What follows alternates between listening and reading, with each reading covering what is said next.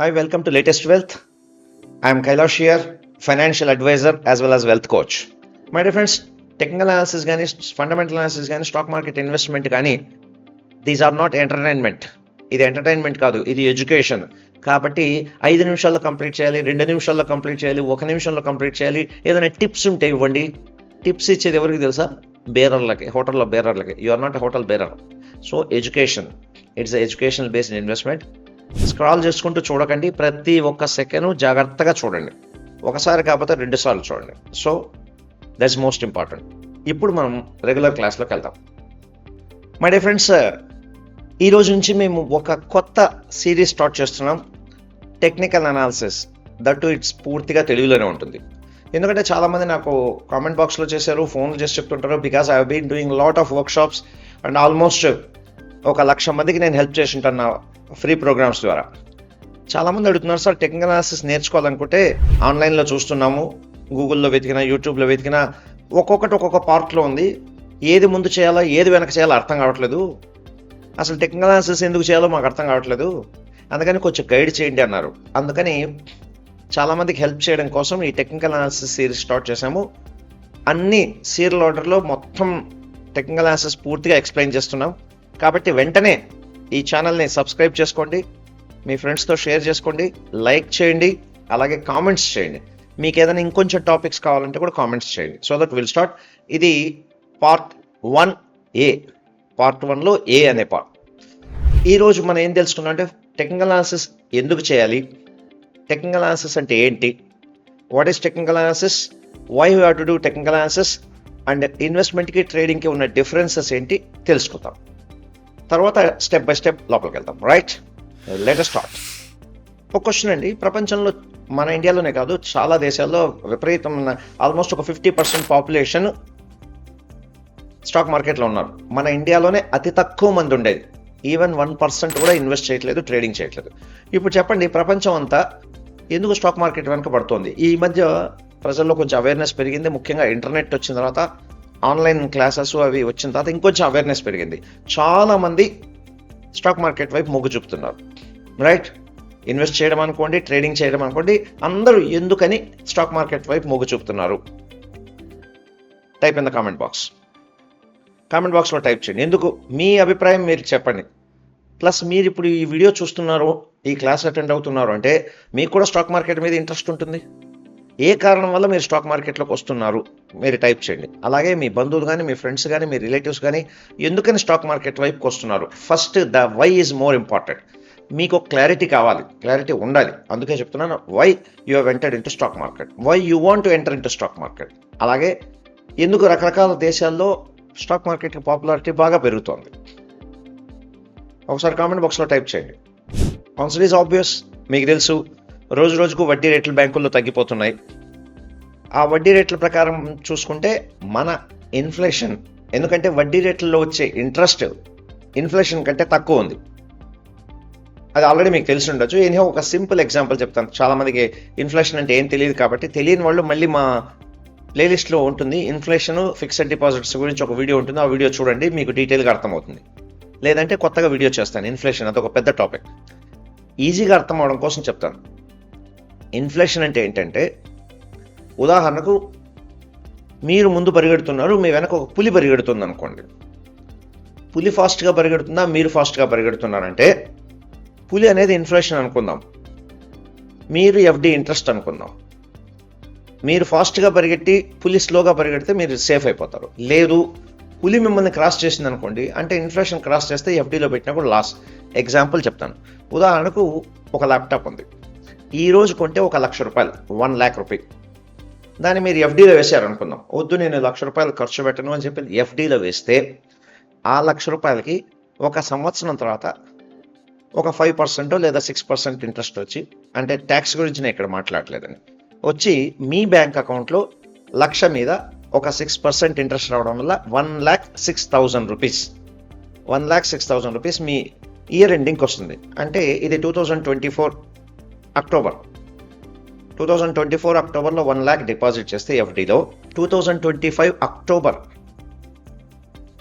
మీ అకౌంట్లో 1,06,000 ఉంటుంది అనుకుందాం. ఇప్పుడు ఆ 1,06,000 తీసుకొని మీరు ల్యాప్టాప్ కొనడానికి వెళ్తే ల్యాప్టాప్ ఆ రోజు వస్తుందా? ల్యాప్టాప్ కాస్ట్ మేబీ 10% కానీ 15% కానీ పెరిగి ఉండొచ్చు. అంటే ల్యాప్టాప్ ఆ రోజు మీరు కొనడానికి వెళ్తే 1,15,000 అవ్వచ్చు.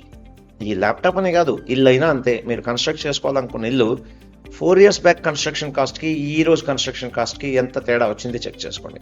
ఇంటి రెంట్లైనా సరే, రెగ్యులర్ ఏ ఐటమ్ అయినా కూడా. అంటే అవి రేట్లు పెరుగుతున్నాయి అంటున్నాం కానీ రేట్లు పెరగట్లేదు, ఇన్ఫ్లేషన్ పెరుగుతుంది.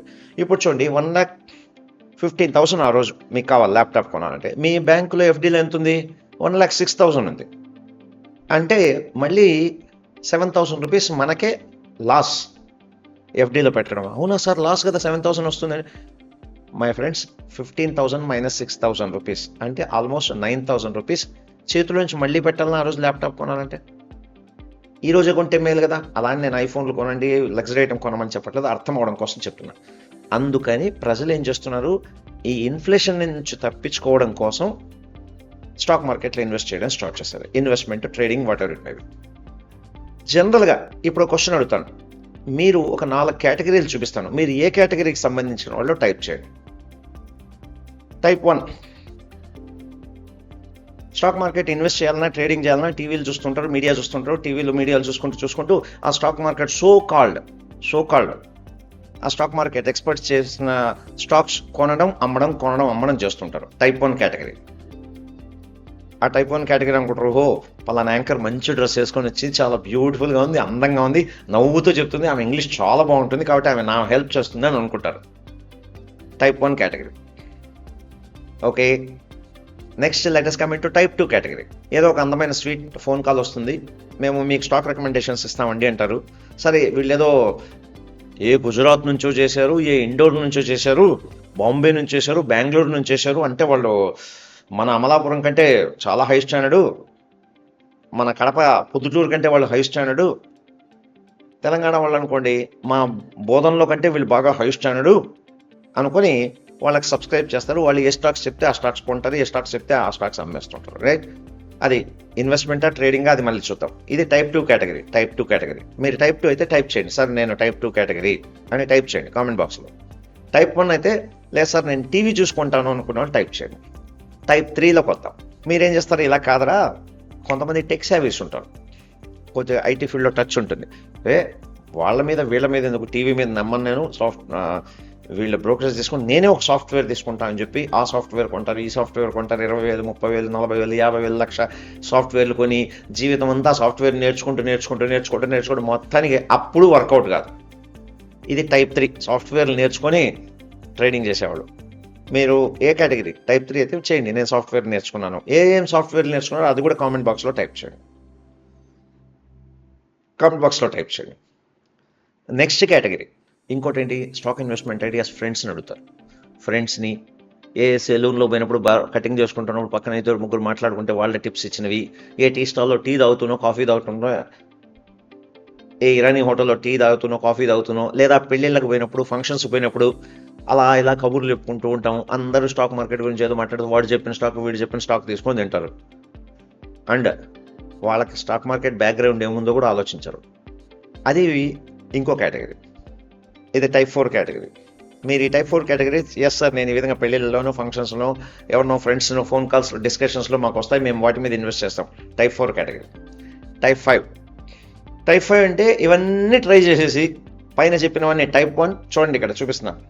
పైన చెప్పినవన్నీ టైప్ 1, టైప్ 2, టైప్ 3, టైప్ 4 అన్నీ ట్రై చేసి చేతులు డబ్బులు పోగొట్టుకొని వద్దు స్వామి నమస్కారం, స్టాక్ మార్కెట్ వద్దు, ఏమొద్దు అని చెప్పి మీరు అందరికీ అడ్వైస్ ఇవ్వడం స్టార్ట్ చేస్తాను. వద్దురా బాబు, స్టాక్ మార్కెట్ గ్యాంబ్లింగ్, స్టాక్ మార్కెట్లో పోతే డబ్బులు పోతాయి, నేను డబ్బులు పోగొట్టుకున్నా కాబట్టి నువ్వు డబ్బులు పోగొట్టుకుంటావు అని.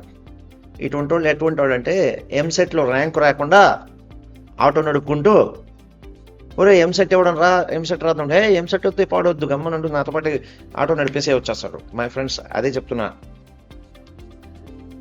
Why most of the people fail in the life is they go for wrong people for right advice. అంతే కదా. ఇప్పుడు డాక్టర్ అవ్వాలంటే ఏం చేయాలి, మీరు ఎవరైతే ఎంబీబీఎస్ కంప్లీట్ చేశారో వాడి దగ్గరికి వెళ్ళి అడిగితే చెప్తాడు ఎలా చదవాలని. డాక్టర్ కంప్లీట్ కాకుండా ఏ బస్ స్టాండ్లోనో, రైల్వే స్టేషన్లో కూలీగా అనుకుంటూ, లేదు కాలేజ్ రోజుల్లో అల్లరి చిల్లరిగా తిరిగి ఎందుకు పనికి రాకుండా చిన్న చిన్న జాబ్ చేసుకుని ఉండేవాడిని పోయి అడిగితే వాడేమంటాడు, ఇవంతా డాక్టర్స్ అవడం కష్టం, ఏమి నా వల్ల కాదు, నీ వల్ల కాదు, వదిలి మనం కూడా ఒక బండి పెట్టుకుందాంరా, ఉల్లిపాయలు అమ్ముకుందాం అంటాడు. అంతేనా? నెక్స్ట్ 5th కేటగిరీ, సార్ మాకు స్టాక్ మార్కెట్ గురించి ఏమీ తెలియదు. ఒకవైపు ఏమో తెలుసుకోవాలనే కుతూహలం, రెండో వైపు డబ్బులు పోతాయేమో అని భయం. తెలుసుకోవాలని కుతూహలం, ఒకవైపు డబ్బులు పోతాయేమో భయం. అందువల్ల మేము తెలుసుకోవట్లేదు, కొంచెం తెలుసు కొంచెం తెలియదు, ఇప్పుడు కొత్తగా నేర్చుకోవడానికి వచ్చాము అనుకున్న వాళ్ళు ఎంతమంది? Type in the comment box. ఇది కేటగిరీ 5. రైట్ మై ఫ్రెండ్స్, మీరు ఏ కేటగిరీలో ఉన్నా, మీరు ఒక్కరే కాదు, ప్రపంచంలో మీలాంటి వాళ్ళు చాలామంది ఉన్నారు. చాలామంది, అది వందల్లో కాదు, వందల్లో, వేలల్లో, లక్షల్లో, ప్రపంచం మొత్తం చూస్తే కోట్లలో ఉన్నారు. చాలామంది ఏం చేస్తారంటే ఫస్ట్ టీవీ ఛానల్స్ చూస్తారు. ఆ టీవీ ఛానల్స్, ఆ పలానా ఛానల్, ఈ ఛానల్ చూసుకుంటూ వాడిని ఫాలో అయిపోతూ కింద స్క్రోలింగ్ వస్తుంటుంది, అది స్క్రోలింగ్ వస్తుంది, ఇది స్క్రోలింగ్ వస్తుంది. అబ్బా, యాంకర్లకు మంచి నాలెడ్జ్ ఉంటుంది, సూపర్ నాలెడ్జ్ ఉంటుంది, వీళ్ళు అసలు అద్భుతం అనుకుంటారు. మై డియర్ ఫ్రెండ్స్, మీకు విషయం తెలుసా? యాంకర్లు చెప్తూ ఉంటారు, పలానా స్టాక్ కొనుక్కోండి, పలానా స్టాక్ కొనుక్కోండి, ఇది కొనకండి, ఇది అమ్మండి, ఇది అమ్మండి అని. అంత నాలెడ్జ్ ఉంటే 3 కామన్ సెన్స్ పాయింట్ ఆలోచించండి. వాళ్ళు చెప్పిన స్టాక్స్ వాళ్ళు చెప్తుంటారు కొంతమంది, విత్ ఇన్ 2 days 30% రిటర్న్స్ వస్తాయి, 40% రిటర్న్స్ వస్తాయని. అంత రిటర్న్స్ వచ్చేటప్పుడు వాళ్ళే ఇన్వెస్ట్ చేయొచ్చు కదా. ఎప్పుడన్నా ఏ టీవీ యాంకర్ అయినా వాళ్ళ పోర్ట్ఫోలియో వాళ్ళు చూపించారా టీవీలో, ఇదిగోండి నా పోర్ట్ఫోలియో ఎంత అని? Number 1 point. Number 2 point, actually anchoring, టీవీలో యాంకరింగ్ అనేది వెరీ వెరీ స్ట్రెస్ఫుల్ జాబ్. ఎంత స్ట్రెస్ఫుల్ జాబ్ అంటే అంత స్ట్రెస్ఫుల్ జాబ్. నేను కూడా ఇన్నాళ్ళు యూట్యూబ్లో ఎప్పుడు వీడియోలు చేయలేదు. ఈ యూట్యూబ్లో వీడియోలు చేస్తుంటే తెలుస్తుంది, అమ్మో కళ్ళు మంటలు, ఈ లైటింగ్, ఈ చాలా హెవీ స్ట్రెస్ జాబ్. వాళ్ళు ఏమనుకుంటారు, రోజుకు అరగంటే పని చేస్తారు అనుకున్నారు, రోజుకు 10 గంటలు పని చేస్తారు, సాయంత్రం వచ్చేటికి ఏం అలసిపోతాడు. అసలు 90% ఆఫ్ యాంకర్స్ నాకు తెలిసినంత వరకు స్టాక్ మార్కెట్లో ఇన్వెస్ట్ కూడా చేసి ఉంటారు. మూడోది, మళ్ళీ ఎలా చెప్తారు సార్ అంటే, ఏం లేదండి, వాళ్ళకు ఒక 1 month 2 months 3 months full training ఇస్తారు. ఎలా మాట్లాడాలి, ఎలా న్యూస్లో చెప్పాలి, కమ్యూనికేషన్ స్కిల్స్ గురించి బ్రహ్మాండంగా స్కిల్స్ ఇస్తారు. ఎలా అంటే, ఇప్పుడు హోటల్లో రిసెప్షనిస్ట్ నవ్వుతూ మాట్లాడిందంటే అర్థం మీ మీద ప్రేమ ఉన్నట్టు, లవ్ ఉన్నట్టు కాదు. ఆమెకు ట్రైనింగ్ ఇచ్చారు. ఏదైనా షాప్లో పోతే సేల్స్ గారు నవ్వుతూ మాట్లాడిందంటే, ఆహా ఆ అమ్మాయి నాకు లైన్ వేస్తుంది అనుకునే మూర్ఖత్వం ఉంటే వాడిని ఏమంటారు, మూర్ఖుడు అంటారు. ఆ అమ్మాయి మిమ్మల్ని చూసి కాదు, అందరిని చూసి నవ్వుతుంది. అలాగే ట్రైనింగ్ ఇచ్చారు ఎలా చేయాలని. అందువల్ల 3-4 months ట్రైనింగ్ అయిన తర్వాత టెర్మినాలజీ, వర్డ్స్ అన్నీ వాళ్ళకి అదే న్యూస్ చెప్పడం వల్ల, ప్లస్ వాళ్లకు స్క్రిప్ట్ రాసి ఇస్తారండి. రాసి ఇవ్వడమే కాదు, ముందు ఒక స్క్రీన్ మీద స్క్రోల్ అవుతూ ఉంటుంది. దాన్ని వాళ్ళు సరిగ్గా చెప్పకపోతే మళ్ళీ ఎడిట్ చేసి మళ్ళీ వస్తూ ఉంటారు. కాబట్టి ఇలా చేసుకుంటూ ఉంటారు కొంత. ఇంకొంతమంది ఏం చేస్తుంటారు, మనం ఆల్రెడీ అనుకున్నాం కేటగిరీ. కొంతమంది కేటగిరీ అంటారు, ఏం లేదు, స్టాక్ కొనుక్కునేస్తారు, ఏదో అదే పెరుగుతుందని కొంటారు. కొన్న వెంటనే స్టాక్ పడిపోతుంది.